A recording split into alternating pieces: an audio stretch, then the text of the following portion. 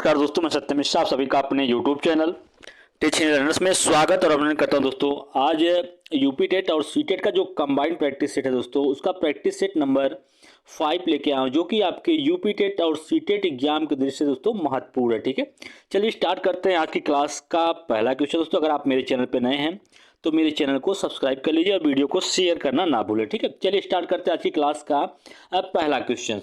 यहाँ पे दोस्तों पहला क्वेश्चन क्या दे रखा है देखिएगा, कह रहा है कि मार मार कर हकीम बनाना। एक लोकोक्ति दिया गया है यहाँ पे और इसका अर्थ पूछ रहा है। ठीक है, कौन सा है? मार मार कर हकीम बनाने का क्या मतलब है? ठीक है, जबरदस्ती आगे बढ़ाना, गुड़ खाए गुलगुले से परहेज करना, एक अनार 100 बीमार, आगे कुआं पीछे खाएं। दोस्तों आपको बता दें कि मार मार कर हकीम बनाने का मतलब ये होता है कि जबरदस्ती आगे बढ़ाना। ठीक है, तो इस क्वेश्चन का राइट जवाब क्या होगा? ऑप्शन नंबर फर्स्ट हो जाएगा कि जबरदस्ती आगे बढ़ाना। तो और देखिए दोस्तों यहाँ पे कुछ लोकोक्ति और दी गई है, उसका मतलब क्या होगा? गुड़ खाए और गुलगुले से परहेज करना। गुड़ खाए और गुलगुले से परहेज करना मतलब क्या होता है? बनावटी परहेज। ठीक है, क्या होता है? बनावटी परहेज करना किसी चीज से। एक अनार 100 बीमार, इसका मतलब यह है कि कोई चीज कोई वस्तु एक हो और चाहने वाले उसके अनेक हों, तो वहां पे क्या होगा? एक अनार 100 बीमार होगा। ठीक, आगे कुआं पीछे खाए। आगे कुआं पीछे खाई का मतलब होता है दोनों तरफ से मुसीबत का आना। और इस क्वेश्चन का जो राइट जवाब होगा कि मार मार का हकीम बनाने का मतलब क्या होगा? कि जबरदस्ती आगे बढ़ाना। चलिए आगे चलते हैं क्वेश्चन नंबर नेक्स्ट पे। क्वेश्चन नंबर नेक्स्ट दोस्तों देखिएगा, कह रहा है कि भाषा का प्रयोग दो रूपों में किया जा सकता है। एक तो समान जिससे लोक में होता है, यहाँ पे खाली स्थान क्या होगा दोस्तों? भरना है। तथा दूसरा साहित्य रचना के लिए जिसे प्रायः भाषा का प्रयोग किया जाता है। ऑप्शन क्या दे रखा है? कार्य, यहाँ पे दोस्तों कार्य भरा जाएगा, या विनिमय होगा, या व्यवहार होगा, या संचालन होगा। दोस्तों यहाँ पे आपको क्या भरा जाएगा? भाषा का प्रयोग दो रूपों में किया जा सकता है। इसमें से तो समान जिससे लोक में होता है, क्या होता है? जिससे लोक में व्यवहार होता है, इस पे यहाँ पे व्यवहार भरा जाएगा। और सेकंड यहाँ पे क्या भरा जाएगा? यहाँ तथा दूसरी साहित्यिक रचना के लिए जिसमें प्रायः अलंकृत भाषा का प्रयोग होता है। तो इस क्वेश्चन का राइट जवाब क्या होगा? ऑप्शन नंबर थर्ड इसका राइट जवाब हो जाएगा। चलिए आगे चलते हैं, क्वेश्चन नंबर नेक्स्ट देखिएगा। सभी क्वेश्चन दोस्तों आपके परीक्षा के दृष्टि से महत्वपूर्ण है। क्वेश्चन नंबर नेक्स्ट है कि यमुना का पर्यायवाची शब्द क्या? दोस्तों इंपॉर्टेंट क्वेश्चन है, क्योंकि आपके एग्जाम में पर्यायवाची से रिलेटेड क्वेश्चन पूछता है। ठीक है दोस्तों, सीटेट में दोस्तों अगर आपको लगे कि इस टाइप क्वेश्चन नहीं पूछता, तो मैं आपको बता दूं कि व्याकरण पे आधारित सीटेट में काफ़ी मात्रा में क्वेश्चन आपके पूछे जाते हैं, और यूपी टेट में तो दोस्तों इससे क्वेश्चन बनता ही है। यमुना का पर्यायवाची शब्द है शारदा, कालिंदी, अनिल या शिष्ट। दोस्तों आपको बता दें कि यमुना का पर्यायवाची शब्द क्या है? कालिंदी जो है वो क्या है? यमुना का पर्यायवाची शब्द है। देखिए इसमें कुछ ऑप्शन दे रखे हैं, इसके बारे में भी जान लेते हैं। शारदा किसका पर्यायवाची है? माँ सरस्वती का पर्यायवाची क्या है? शारदा है। और अनिल किसका पर्यायवाची है? पवन का पर्यायवाची शब्द क्या है? पवन, वायु। ठीक है, इसका पर्यायवाची शब्द क्या है? अनिल है। शिष्ट किसका पर्यायवाची है? शिष्ट जो है साधु का पर्यायवाची शब्द है। चलिए आगे चलते हैं, क्वेश्चन नंबर नेक्स्ट देखिएगा दोस्तों। क्वेश्चन नंबर नेक्स्ट, सभी क्वेश्चन दोस्तों इंपॉर्टेंट है। कह रहा है कि हस्त का पर्यायवाची शब्द है हाथ, सारंग, गज या अद्वितीय। इसमें से हस्त का पर्यायवाची शब्द क्या दोस्तों? हस्त मतलब क्या होता है? हाथ होता है। तो इसका पर्यायवाची शब्द क्या हो जाएगा? ऑप्शन नंबर फर्स्ट ही राइट होगा, क्योंकि यहाँ पे हाथ दे रखा है। हस्त का पर्यायवाची शब्द क्या होगा? हाथ होगा। और सारंग किसका पर्यायवाची शब्द है? ठीक है, गज, हाथी का पर्यायवाची शब्द क्या है? गज है। और सारंग जो है दोस्तों किसका पर्यायवाची है? हिरण का पर्यायवाची क्या है? सारंग है। और गज किसका पर्यायवाची शब्द है? हाथी का पर्यायवाची शब्द क्या है? गज है। ठीक है, अद्वितीय किसका अलौकिक का पर्यायवाची शब्द क्या है? अद्वितीय है। ठीक है, चलिए आगे चलते हैं क्वेश्चन नंबर नेक्स्ट पे। सभी क्वेश्चन दोस्तों महत्वपूर्ण है। ठीक है, शुरू से अंत तक पूरा वीडियो देखिएगा और वीडियो को शेयर करना ना भूलिएगा। कान का कच्चा होने का अर्थ क्या होता है?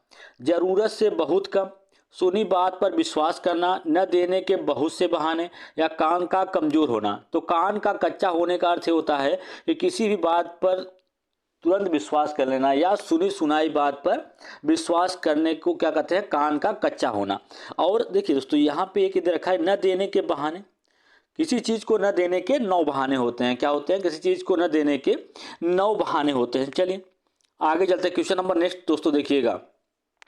क्वेश्चन नंबर नेक्स्ट है कि निम्नलिखित शब्दों में से किसमें व्यंजन संधि का उपयोग हुआ है। दोस्तों आप सभी को पता है कि संधि जो होती है मुख्यतः 3 प्रकार की होती है, स्वर संधि, व्यंजन संधि और विसर्ग संधि होती है। तो यहाँ पे पूछ रहा है कि निम्नलिखित शब्दों में से किसमें व्यंजन संधि हुई है।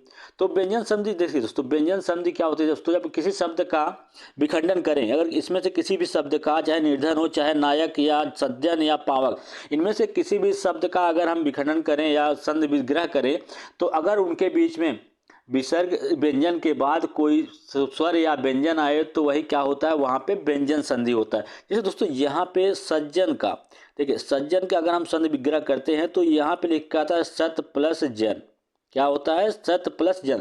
तो यहाँ आप देख रहे होंगे त के बाद क्या आ रहा है, त के बाद ज आ रहा है, जबकि दोनों ही वर्ड क्या है आपके दोस्तों, व्यंजन है। ठीक है, तो यहाँ पे क्या हो जाएगा, आपका व्यंजन संधि होगा। जैसे दोस्तों यहाँ पे निर्धन में कौन सा संधि है, तो निर्धन में आपका देखिए दोस्तों, पहले सबसे पहले इसका विग्रह करके देखते हैं क्या होगा, नी प्लस धन होगा। तो यहाँ पे आपका कौन सा संधि होगा दोस्तों, यहाँ पे विसर्ग संधि का यूज हुआ है। और नायक नए प्लस अक, दोस्तों नायक नए प्लस अक, इसका संधि विग्रह होगा और यहाँ पे क्या होगा, स्वर संधि होगा।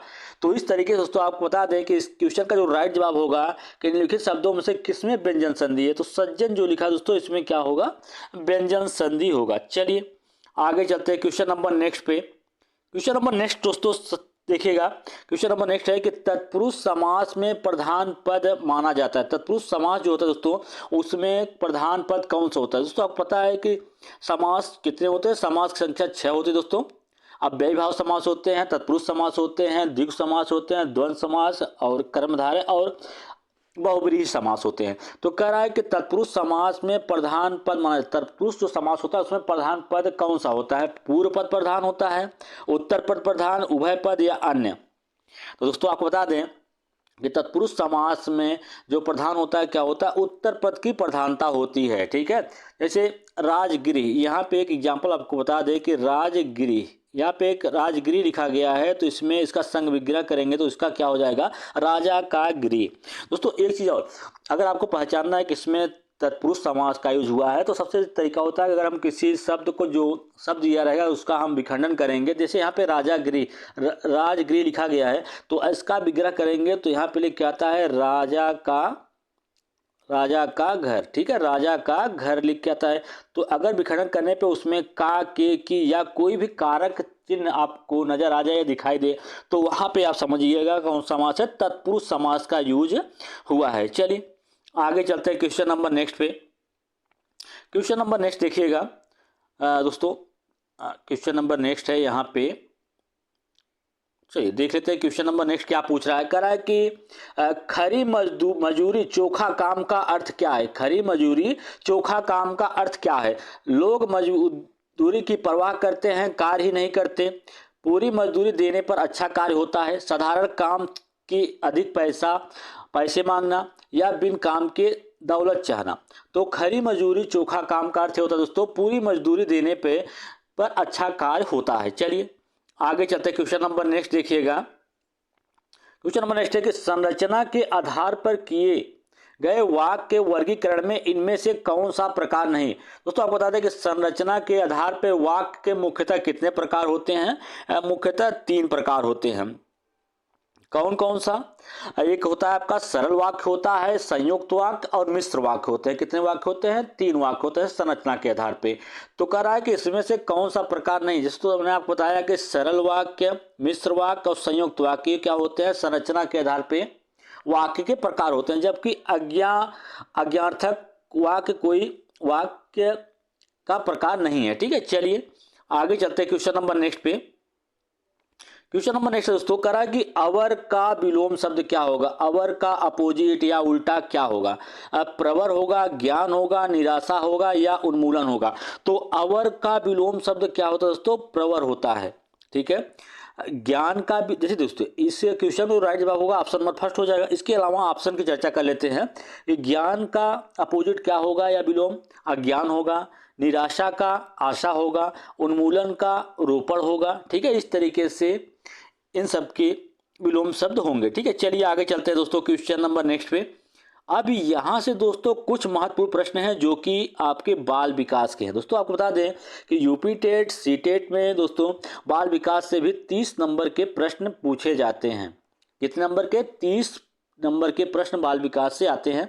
और ये सभी प्रश्न जो भी आपके लिए मैं यहाँ पे लेके आऊँ सभी आपके एग्जाम के दृष्टि से महत्वपूर्ण है। चलिए यहाँ पे पहला प्रश्न देखिए क्या पूछा है। बच्चे की बुद्धि लब्धि 90 से 110 के मध्य है। एक बच्चा है जिसकी बुद्धि लब्धि जो है 90 से लेके 110 के मध्य है। वह बुद्धि, उसकी बुद्धि किस किस प्रकार की? सामान्य बुद्धि है, प्रखर बुद्धि है, या उत्कृष्ट बुद्धि है, या प्रभावशाली बुद्धि है। तो ऐसा बच्चा जिसकी बुद्धि लब्धि 90 से लेके 110 के बीच में है वो बच्चा कैसा होगा? समान बुद्धि रखने वाला होगा। और किसी बच्चे की अगर बुद्धि लब्धि दोस्तों 140 के ऊपर है तो वह बच्चा कैसा होगा? प्रभावशाली बुद्धि वाला होगा। चलिए आगे चलते हैं दोस्तों क्वेश्चन नंबर नेक्स्ट पे। क्वेश्चन नंबर नेक्स्ट है, कह रहा है कि बच्चे के लिए निःशुल्क एवं अनिवार्य शिक्षा का अधिकार अधिनियम कितने वर्ष के बच्चे के लिए लागू है?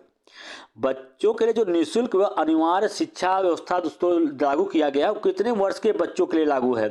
6 से लेके 14 वर्ष के लिए, या 7 से लेके 13 वर्ष के लिए, या 15 से 11, या 6 से 12? तो ये जो व्यवस्था लागू है दोस्तों निःशुल्क एवं अनिवार्य शिक्षा कितने वर्ष के बच्चों के लिए लागू है? 6 से लेके 14 वर्ष तक के बच्चों के लिए व्यवस्था लागू है। तो इस क्वेश्चन का राइट जवाब ऑप्शन नंबर फर्स्ट होगा। चलिए आगे चलते दोस्तों क्वेश्चन नंबर नेक्स्ट देखिएगा। क्वेश्चन नंबर नेक्स्ट है, कह रहा है कि प्रारंभिक कक्षा कक्ष में एक बालक या बालिका अपने साथ जो अनुभव लाते या लाती हैं उन्हें शामिल कर उनका संचय करना चाहिए, या उन्हें अस्वीकार करना चाहिए, उनकी उपेक्षा करनी चाहिए, या उन पर ध्यान नहीं देना चाहिए? दोस्तों आपको बता दें कि प्रारंभिक कक्षा में जब कोई बच्चा या बालिका या बालक अपने साथ जो भी अनुभव लाते हैं उन्हें क्या करना चाहिए? उन्हें शामिल करना चाहिए और उनका संचय करना चाहिए। ठीक है, तो इस क्वेश्चन का जो राइट जवाब होगा ऑप्शन नंबर फर्स्ट होगा। जबकि दोस्तों आपको बता दें कि उन्हें उनकी जो अनुभव या बातें अपने अनुभव लेके आते हैं उन्हें स्वीकार करना चाहिए और उनका स्वीकार करना चाहिए दोस्तों, और उसको महत्व देना चाहिए और उन पर ध्यान देना चाहिए। ठीक है, तो इस क्वेश्चन का जो राइट जवाब होगा ऑप्शन नंबर फर्स्ट इसका राइट जवाब हो जाएगा। चलिए आगे चलते हैं। क्वेश्चन नंबर नेक्स्ट है दोस्तों, क्वेश्चन नंबर नेक्स्ट है, कभी कभी दोस्तों आपके एग्जाम में बुद्धि लब्धि ज्ञात करने के लिए क्वेश्चन पूछ लेता है कि बच्चे का मानसिक आय दिया रहता है और वास्तविक आय दिया रहता है और आपसे पूछ लेता है कि उसकी बुद्धि लब्धि क्या होगी। तो दोस्तों बुद्धि लब्धि का जो फार्मूला होता है क्या होता है? मानसिक आय बटे वास्तविक आय गुणे 100 होता है। क्या होता है? मानसिक आय बटे वास्तविक आय और उसमें 100 से मल्टीप्लाई अगर कर देते हैं तो आपका जो बुद्धि लब्धि है वो निकल के सामने आ जाता है। तो यहाँ पे मानसिक आय दे रखा है 3 वर्ष और वास्तविक आय दे रखा है 4 वर्ष। इसमें 100 से मल्टीप्लाई करेंगे। सबसे पहले यहाँ पे काट लेते हैं। 4 से कितनी बार कटेगा दोस्तों? 25 बार कटेगा। अब 25 का इसमें मल्टीप्लाई कर देंगे तो क्या आ जाएगा? 75 निकल के यहाँ पे आ जाएगा।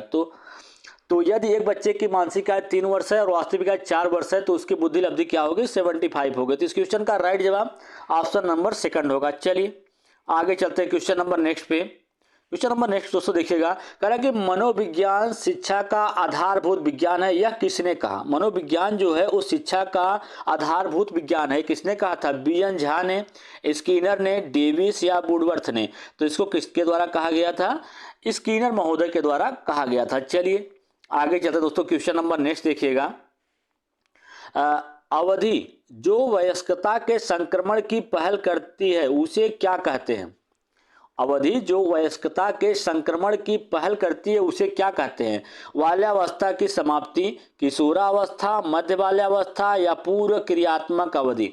दोस्तों उसे क्या कहेंगे? किशोरावस्था कहते हैं। और किशोरावस्था को तूफान की अवस्था भी कहा जाता है। संघर्ष तथा तूफान की अवस्था भी किसे कहते हैं? किशोरावस्था को कहा जाता है। चलिए आगे चलते दोस्तों क्वेश्चन नंबर नेक्स्ट पे। क्वेश्चन नंबर नेक्स्ट देखिएगा, कह रहा है कि पियाजे की औपचारिक संक्रियात्मक अवस्था किस आयु अवधि तक मानी जाती है? पियाजे के द्वारा दोस्तों जो औपचारिक संक्रियात्मक अवस्था दी गई थी उसका आयु अवधि क्या माना जाता है? 0 से लेके 2 वर्ष, 2 से 7 वर्ष, 7 से लेके 11 वर्ष या 11 से लेके 15 वर्ष। तो इनकी जो औपचारिक संक्रियात्मक अवस्था है उसका टाइम पीरियड कब से कब तक माना जाता है? 11 से लेके 15 वर्ष तक माना जाता है। इस क्वेश्चन का राइट जवाब ऑप्शन नंबर 4 होगा।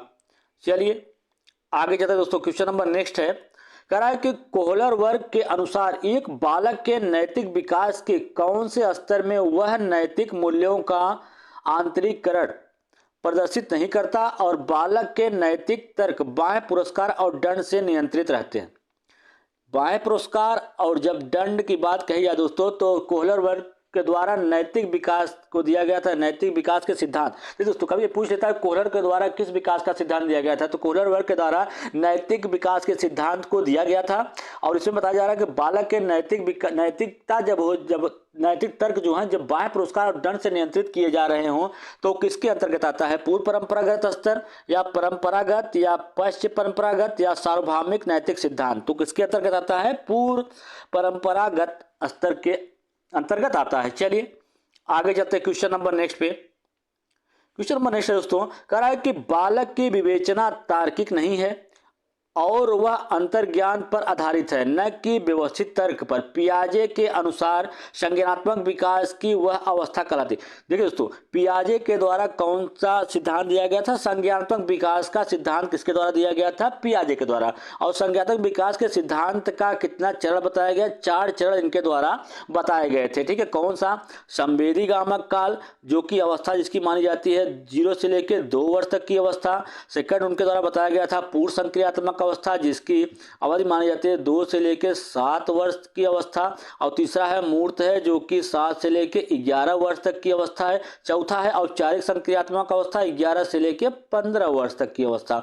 तो इसमें आपको बताना है कि वह अंतर्ज्ञान पर आधारित है, न कि व्यवस्थित तर्क पर। तर्क पे अगर दोस्तों आधारित हो जाती है तो कौन सा हो जाता, मूर्त संक्रियात्मक काल होता। और वो तर्क पे न आधारित होके वो किस पे आधारित है, अंतर्ज्ञान पे आधारित है। जिसका मतलब कौन सी अवस्था है, पूर्व क्रियात्मक अवस्था है, जिसका टाइम पीरियड 2 से लेकर 7 वर्ष की अवस्था है, या कह सकते हैं कि 3 से लेकर 7 वर्ष। ठीक है, चलिए आगे चलते हैं क्वेश्चन नंबर नेक्स्ट पे। क्वेश्चन नंबर नेक्स्ट है दोस्तों, कह रहा है कि विकास के संबंध में निम्नलिखित में से कौन सा सार्थक तथ्य यह पूर्वानुभव के अनुसार नहीं होता, यह अनुवांशिक और वातावरण की अंतःक्रिया का परिणाम होता है, सभी व्यक्ति समान दर से विकसित करते हैं, विकास विशिष्ट से सामान्य की ओर अग्रसर होती। विकास के संबंध में कौन सा कथन सार्थक तथ्य। दोस्तों आपको बता दें कि विकास जो होता है वो अनुवांशिकता और वातावरण की अंतःक्रिया का परिणाम होता है। अनुवांशिक लक्षण वो होते हैं दोस्तों जो उसको दर पीढ़ी दर उस में ट्रांसफर होते रहते हैं, और वातावरण जिस माहौल में वो बच्चा पल रहा है, ठीक है, वह उसका वातावरण होता है। जो कि विकास जो होता है वो अनुवांशिकता और वातावरण की अंतःक्रिया का ही परिणाम होता है। इस क्वेश्चन का राइट जवाब क्या होगा, ऑप्शन नंबर सेकंड होगा। और विकास का सिद्धांत जो होता है दोस्तों क्या होता है, सामान्य से लेकर विशिष्ट की ओर होता है। चलिए आगे चलते हैं क्वेश्चन नंबर नेक्स्ट पे। अब देखिए दोस्तों, यहाँ से आपके लिए कुछ ईवीएस या कह सकते हैं पर्यावरण अध्ययन के कुछ महत्वपूर्ण प्रश्न लेके आया हूँ। और ईवीएस से भी दोस्तों आपके एग्जाम में 30 नंबर के ही प्रश्न पूछे जाते हैं। ठीक है, चलिए यहाँ पे पहला क्वेश्चन देख लेते हैं। वायुमंडल की परत जहाँ विद्युत चालकता होती है, वायुमंडल की वह कौन सी परत होती है जहाँ पे विद्युत चालकता होती है, समताप मंडल, क्षोभ मंडल, आयन मंडल या बहिमंडल। दोस्तों आपको बता दें कि वायुमंडल की परत जहाँ पे विद्युत चालकता होती है कौन सा मंडल होता है, आयन मंडल होता है। तो इस क्वेश्चन का राइट जवाब ऑप्शन नंबर 3 हो जाएगा।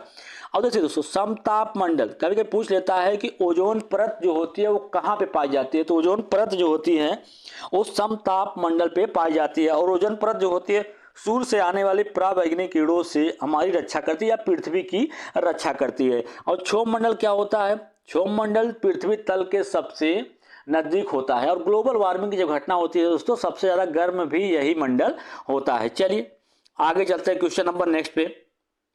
क्वेश्चन नंबर नेक्स्ट है, कह रहा है कि वह पठार जो ऑस्ट्रेलिया में स्थित है, कोलोरेडो, किम्बले, कटांगा या पेंटागोनिया। तो आपको बता दें कि ऑस्ट्रेलिया में स्थित वह कौन सा पठार है जो कि ऑस्ट्रेलिया में स्थित है, किम्बरले। कौन सा दोस्तों, किम्बरले जो है वो कहाँ पे स्थित है, ऑस्ट्रेलिया में स्थित है। और कटांगा कहाँ पे, कांगो गणराज्य में स्थित है। और पेंटागोनिया उत्तरी अमेरिका, कहाँ पे, उत्तरी अमेरिका। चलिए आगे चलते दोस्तों क्वेश्चन नंबर नेक्स्ट पे। क्वेश्चन नंबर नेक्स्ट है, कह रहा है कि मानचित्र को पढ़ने के लिए आवश्यक कौशल में शामिल है। दोस्तों मानचित्र को पढ़ने से सबसे आवश्यक क्या हो जाएगा, उसके ड्राइविंग और पेंटिंग कौशल में विकास होगा, या एक ग्लोब की गणना और रेखाओं की स्थिति का उपयोग करने की क्षमता का विकास होगा, या अर्थपूर्ण क्षमता निर्माण के लिए उत्कृष्ट संचार क्षमता का विकास होगा, या स्थान, दूरी और दिशाओं के सापेक्ष स्थिति को समझने की क्षमता का विकास होगा। दोस्तों इस क्वेश्चन का राइट जवाब ऑप्शन नंबर 4 होगा, क्योंकि मानचित्र को पढ़ाने से बच्चे को स्थान, दूरी और दिशाओं की जो सापेक्ष स्थिति है वह समझने में उस क्षमता का विकास होगा, या उस चीज को अच्छे से वो समझ सकेगा। चलिए आगे चलते हैं, क्वेश्चन नंबर नेक्स्ट देखिएगा। कह रहा है कि क्वेश्चन नंबर नेक्स्ट है दोस्तों, कह रहा है कि कैलाश श्रृंखला किस नाम से जाने जाते हैं। कैलाश श्रृंखला जो है वो किस नाम से जाने जाते हैं, word man of India, tiger man of India, milk man of the India, या इनमें से कोई नहीं। तो कैलाश श्रृंखला जो है दोस्तों किस नाम से जानते हैं, tiger man of the India के नाम से जाने जाते हैं। चलिए आगे चलते हैं दोस्तों, क्वेश्चन नंबर नेक्स्ट देखिएगा। क्वेश्चन नंबर नेक्स्ट है, कह रहा है कि लवण जो जल को अवशोषण करता है वो क्या कहलाता है। लवण जो जल का अवशोषण करता है वो क्या कहलाता है, हाइग्रोस्कोपिक लवण, एनहाइड्राइड्स लवण, या हाइड्रोफिलिक लवण, या हाइड्रोफोबिक लवण। तो लवण जो जल का अवशोषण करता है वो क्या कहलाता है, हाइग्रोस्कोपिक लवण कहलाता है। चलिए आगे चलते दोस्तों, क्वेश्चन नंबर नेक्स्ट देखिएगा। उत्तर प्रदेश का वह जिला जो बुंदेलखंड पठार का भाग नहीं है। दोस्तों आपको बता दें कि इसमें से कौन सा बुंदेलखंड पठार का भाग है, पहले तो हम जान लेते हैं। हमीरपुर, ललितपुर और झांसी ये सभी क्या है, बुंदेलखंड पठार के हिस्सा है, लेकिन मिर्जापुर जो है दोस्तों बुंदेलखंड पठार का हिस्सा नहीं है। तो इस क्वेश्चन का राइट जवाब ऑप्शन नंबर 3 होगा। चलिए आगे चलते दोस्तों, क्वेश्चन नंबर नेक्स्ट पे, क्वेश्चन नंबर नेक्स्ट देखिएगा। कह रहा है कि एनीमिया होने का मुख्य कारण क्या है, खून में लौह की कमी होना, शरीर में विटामिन सी की कमी होना, यकृत में पित्त की कमी होना, शरीर में आयोडीन की कमी होना। तो एनीमिया होने का मुख्य कारण दोस्तों क्या होता है, खून में लौह की कमी हो जाना। क्या हो जाना, खून में लौह की कमी हो जाने से क्या होता है, एनीमिया रोग होता है। और दोस्तों आपको बता दें खून की या ब्लड जिसको बोलते हैं उसकी खोज किसने किया था, कार्ल लैंडस्टीनर ने खून की खोज की थी। ठीक है, और विटामिन सी की कमी से, शरीर में विटामिन सी की कमी से दोस्तों कौन सा रोग होता है, स्कर्वी रोग होता है। स्कर्वी रोग जो होता है दोस्तों वो विटामिन सी की कमी से होता है। विटामिन सी जो होते हैं वो किसमें पाए जाते हैं, खट्टे पदार्थों में पाया जाता है। और शरीर में आयोडीन की कमी से गलमंड या घेघा रोग होता है। चलिए आगे चलते हैं, क्वेश्चन नंबर नेक्स्ट देखिएगा। क्वेश्चन नंबर नेक्स्ट है, कह रहा है कि निम्नलिखित में से किसमें क्लोरोफिल पाया जाता है, हाइड्रा में, यूग्लिना में, जेलीफिश में, या साइकान में। तो आपको बता दें कि क्लोरोफिल जो होता है किसमें पाया जाता है, यूग्लिना में क्लोरोफिल पाया जाता है। चलिए आगे चलते हैं दोस्तों, क्वेश्चन नंबर नेक्स्ट पे। सभी क्वेश्चन दोस्तों आपके परीक्षा के दृष्टि से महत्वपूर्ण है। आवृत्त पौधे में निम्नलिखित में से कौन सी संरचना त्रिगुणित होती है, मूलांकुर में, बीजपत्र में, प्रांकुर में, या भ्रूणपोष में। तो आवृत्त बीजी पौधे में निम्नलिखित में से कौन सी संरचना त्रिगुणित होती है, तो भ्रूणपोष जो होता है वो क्या होती है, त्रिगुणित संरचना होती है। चलिए आगे चलते हैं, क्वेश्चन नंबर नेक्स्ट पे। क्वेश्चन नंबर नेक्स्ट दोस्तों, कह रहा है कि निम्नलिखित नदियों में से कौन सी नदी यमुना की सहायक नदी नहीं है। नहीं है दोस्तों, हाँ नहीं पूछा है, नहीं है। तो निम्नलिखित में कौन सी यमुना की सहायक नदियां नहीं है। तो आपको बता दें कि यमुना की सहायक नदी इसमें से कौन सी नहीं है, गंडक, चंबल, बेतवा, या केन। तो गंडक नदी जो है दोस्तों यमुना के सहायक नदी है, जबकि चंबल, बेतवा, केन सभी क्या हैं, यमुना की सहायक नदियां हैं। चलिए आगे चलते हैं, क्वेश्चन नंबर नेक्स्ट पे। कह रहा है कि ग्रेट डिवाइडर रेंज निम्नलिखित में कहाँ स्थित है, एशिया, अंटार्कटिका, ऑस्ट्रेलिया, या उत्तरी अमेरिका। तो ग्रेट डिवाइडिंग रेंज दोस्तों कहाँ पे स्थित है, ऑस्ट्रेलिया में स्थित है। और कभी कभी पूछ लेता है कि विश्व का सबसे बड़ा महाद्वीप कौन सा है। एशिया जो है दोस्तों विश्व का सबसे बड़ा महाद्वीप है, एशिया महाद्वीप है। चलिए दोस्तों आज के लिए इतना ही। अगर आपको मेरा वीडियो अच्छा लगे तो लाइक, शेयर और सब्सक्राइब दोस्तों जरूर करिएगा। इसी तरीके से अन्य वीडियो के साथ मैं फिर मिलूंगा, तब तक के लिए धन्यवाद।